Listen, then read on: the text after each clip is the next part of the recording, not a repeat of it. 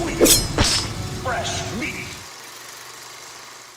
For a certain generation, we would never forget where we were when Freddy's glove shot out of the ground and pulled Jason's mask down to hell. Things like this were never put out front and center before. Sure, there was an alien skull in the background of the ship in Predator 2, and even Jason Goes to Hell put Voorhees in the same universe as the Evil Dead. But with Krueger's glove showing up in such a powerful way, this was a game changer and set a course for the two titans of horror to meet on the genre battlefield. The popularity of each icon had receded from their 80s peak, with consumer tastes and times changing. But with the newly acquired Friday the 13th series, New Line Cinema had an ace up their sleeve to revive both, and that would be a crossover the likes of which had never been seen, or at least since the era of the Universal Monsters.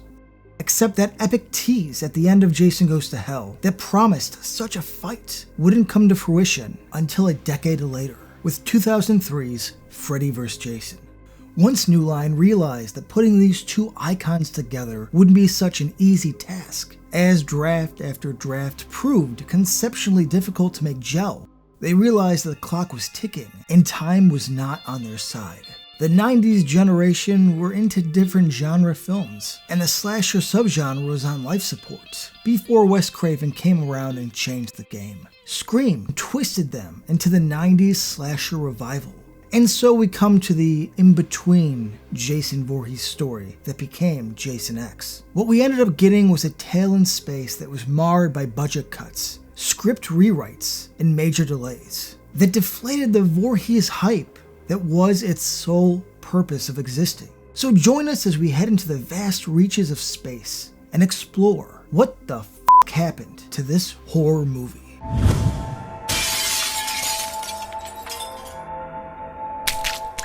Co-creator and producer of the Friday the 13th series, Sean Cunningham, wasn't too happy with the progress of Freddy vs. Jason, or specifically, the lack thereof, as it was becoming a money pit for his new production company, Crystal Lake Entertainment. Not to mention, taking an independent property and expanding it with a major studio brings a different type of headache. So Sean wanted a new Friday entry to fill the gap of time since Jason Goes to Hell came out in '93. And act as the character introduction to a new generation of fans. But after 9 entries, what can be done with Jason that hasn't been done before? Enter producer Noel Cunningham, the son of Sean, friends with director Jim Isaac, who we met on the horror show, sometimes referred to as House 3, was eager to be a part of the Friday series. Writer Todd Farmer was then brought aboard. All three of them, Noel, Jim, and Todd, pitched each other ideas. Noel and Todd Farmer, who's the writer, myself, sat in there with Sean and we just threw a bunch of ideas around and we spent a couple hours. Things like NASCAR, the Hood, the Deep Sea, the Arctic, on a safari, maybe following the footsteps of Ernest. What it is, bro? Even fighting LA gangs Predator 2 style. But Jim Isaac wanted to take things back home, back to Crystal Lake. Only this time, during an epic winter storm. His idea would be a group of teen cross-country skiers who would either get lost or snowed in at Crystal Lake, and our favorite hockey mask-wearing killer would have a bloody good time. Jason in the snow, not counting fan films, was almost a reality. But Todd, Noel, and even Sean didn't love the idea.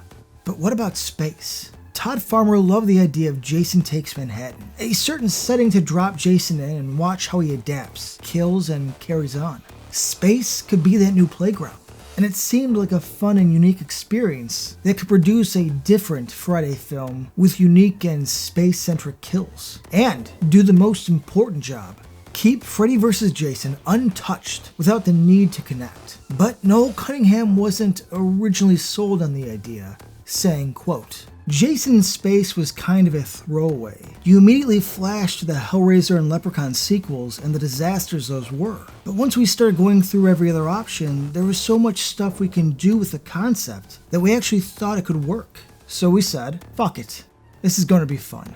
Though Noel, Todd, and even Sean were coming around on the idea of Jason in space, they still needed to convince their new bosses over at New Line that not only was a new Jason entry necessary, since Freddy vs. Jason was currently in development, but that the final frontier was the best foot forward. New Line production chief Michael DeLuca was the man that needed convincing, since most of their money was being put into the powerhouse of Freddy vs. Jason. Director Jim Isaac called in every favor he could from friends in the industry to make a proof of concept that would be a guaranteed sell. And as luck would have it, DeLuca loved it, and Jason X was a go.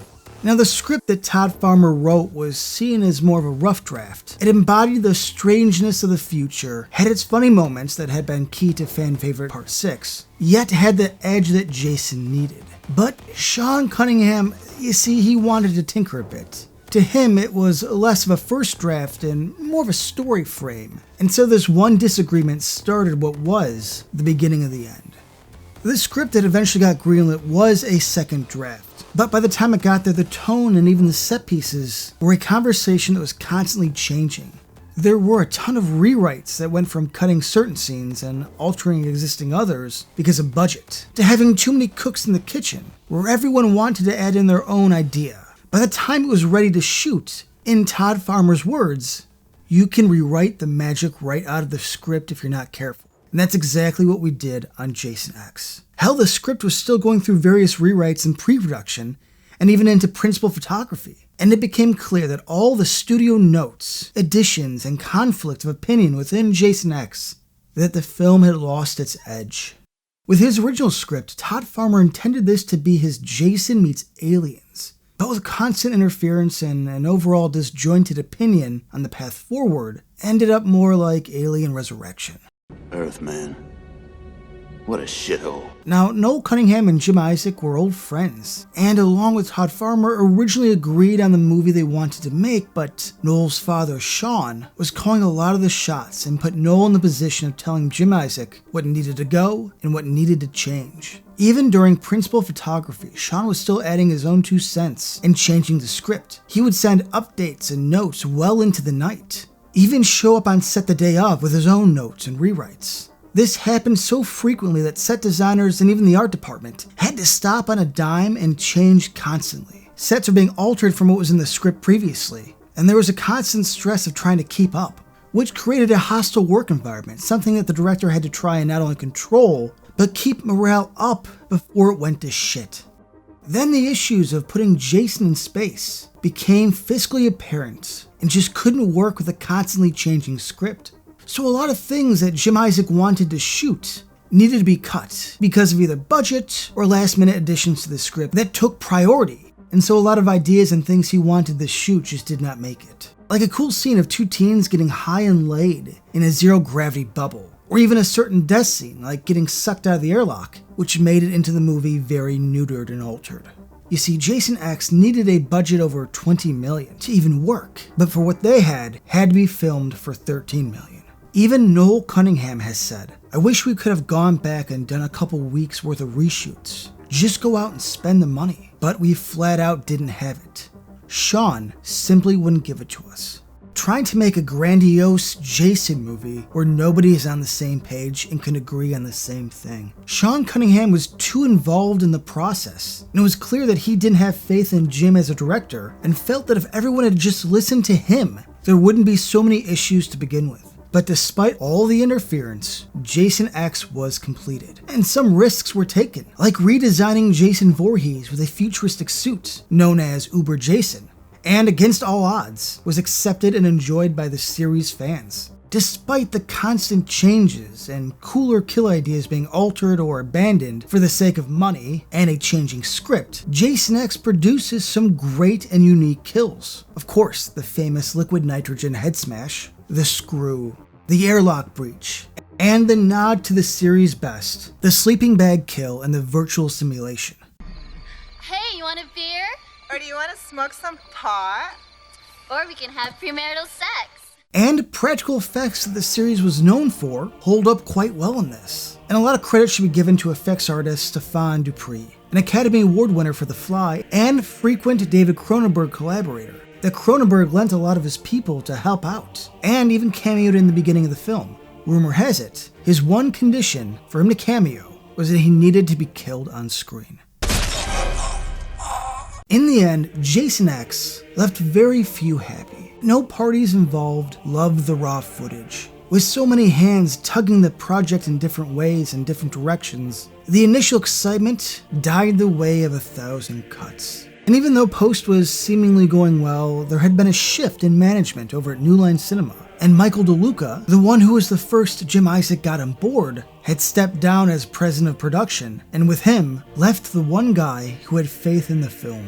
The 10th entry in a fluttering 80s slasher series that takes place in space. And New Line basically said, yeah, no thanks. Though finished in 2000, it wouldn't see the light of day for another 2 years. And when it finally did, was not given much of a promotional budget. To them it just wasn't important, so New Line dumped it on the screens and washed their hands of it. To make matters worse, before all this, the film leaked online, and any excitement fans had was over with by the time it was released in theaters. Though Jason X was low budget for the concept, the visual effects were pretty decent for the time. And surprisingly, Jason X is one of the first movies to be shot on 35mm and scanned into a computer for a digital copy, which would help the templates and the polishing of the effects. The only real issue is that quite a bit changed in those 2 years. And by the time the film got released, those effects had aged as well as milk does.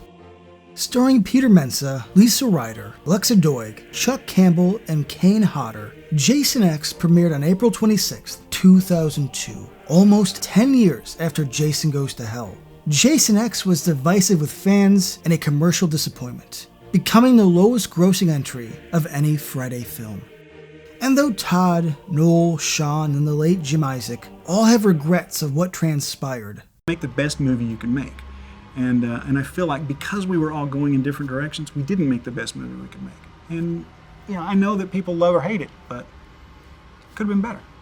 I think anyone's ever going to be happy with the way it turned out. I think the movie does suck on a lot of levels, and I think that's part of its appeal. I'd like to take this moment and kind of make a stand and say that Jason X has built up a cult following, and like most Friday films, has its fans and opponents. Though I wish we could have experienced Todd Farmer's original, darker take, I'll always be happy to sit back and root on Jason Voorhees, no matter the time period or location. Maybe The Final Frontier wasn't his best adventure, but I'll always appreciate the time we got to spend with Kane Hodder's iteration. From the grounds at Camp Crystal Lake, to Manhattan and the stars beyond. I'm glad I got to take that journey with Kane because, like everything else, it's only ever temporary. I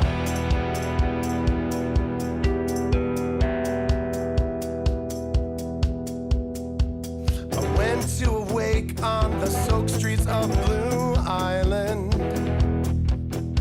And my father, though a strong man, I swear. Hey, thanks for watching our show. Please subscribe to our JoBlo Horror Videos channel. Tell your friends who like this sort of content, and turn on the bell to receive notifications for all of our latest videos. Listen, we're an independent company, and we appreciate all of your support.